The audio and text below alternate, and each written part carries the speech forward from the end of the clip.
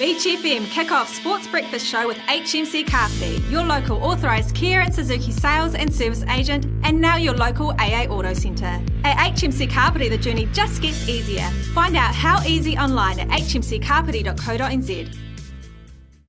You're back on the Kick-Off Sports Breakfast Show on Beach FM 106.3. It's been a few weeks, so let's catch up with David Whaatafa from College Sport Wellington. Talk some rugby. G'day, David. Hey, mate. How are you? Yeah, I'm good. How's the last few weeks been for you? Oh, yeah, it's been pretty busy here. Lots of rugby and sport going on at the moment. So, yeah, it's good to see the kids all out there enjoying it. The weather's been fantastic, so it's great for code and other sports. So, can't complain. Absolutely, mate. And it looks like it's going to be another exciting weekend ahead. But what have we missed the last few weeks? What's been the talk of the town?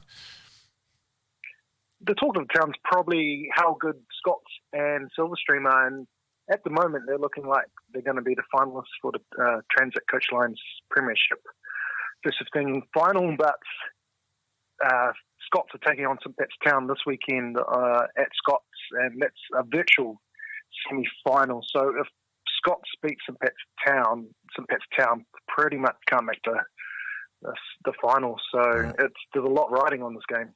Absolutely, and torn allegiances with Sam Rash being a Town old boy.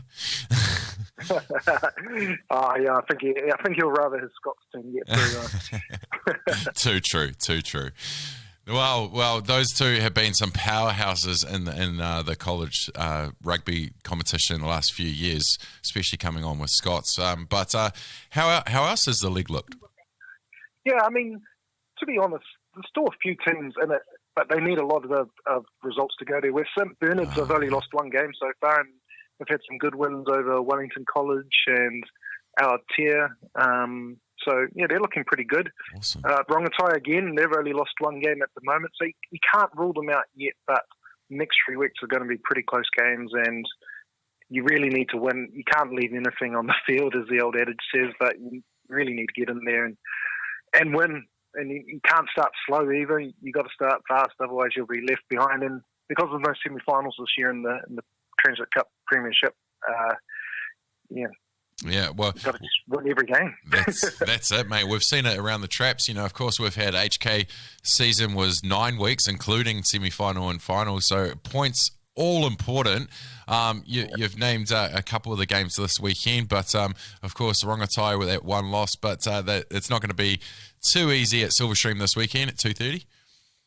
No, look, it will be a good game, and this is Rongotai's chance to say, look, we are still here, and we can't forget that last year they did upset Silverstream in the round robin to earn a home semi-final last year, so they'll be fresher on Silverstream's mind. So, yeah, everything to play for there as well. Absolutely.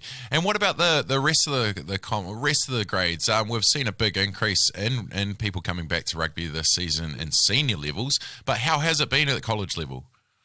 Yeah, look, we've actually had an increase in the number of teams playing this year compared to last year, Brilliant. which is fantastic to see, especially in that under 15 grade and the juniors. There's a lot of those numbers and participating in those grades, so yeah, it's good to see.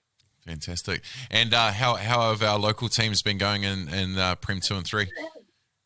Oh, yes, look, Kapiti and Paraparaumu currently in Premier 2. Paraparaumu had a close loss to Hutt International last week, 17-14, and Hutt International Premiership last year, so that's actually not a bad result, but Paraparaumu will be a little bit gutted that they lost that game. Yeah. And Kapiti had played the top of the table Upper Hutt and lost actually 69-0. But that Upper Hutt team is very strong, and they were probably a little bit unlucky not to be in the top division this year. So, again, Premier 2, it's probably looking like an Upper Hutt Silverstream second 15 final, but Hutt International and Poirot College and even Kapiti are still on their heels, but they need a few results to go their way. Awesome, mate. Well, I always appreciate your time and your updates, and I know how busy you are. But lastly, what things have you got in place? Is it a no spectator rule, or is it 100 people policy? What's the deal with college sport?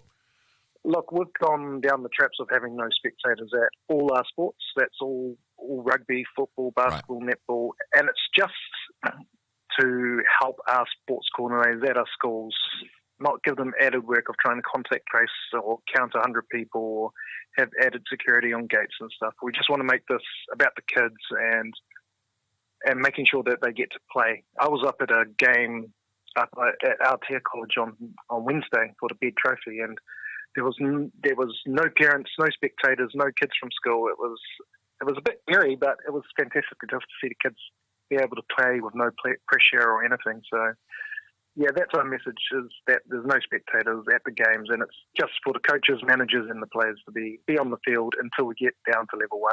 Fair enough then. Well, that cancels my afternoon. But anyway, I respect. And it's just awesome that we're still able to be out there and doing the thing. So, mate, appreciate your time. Go well. Enjoy the weekend, and we'll catch up sooner than later and talk those playoffs. Awesome. Thanks, Damian.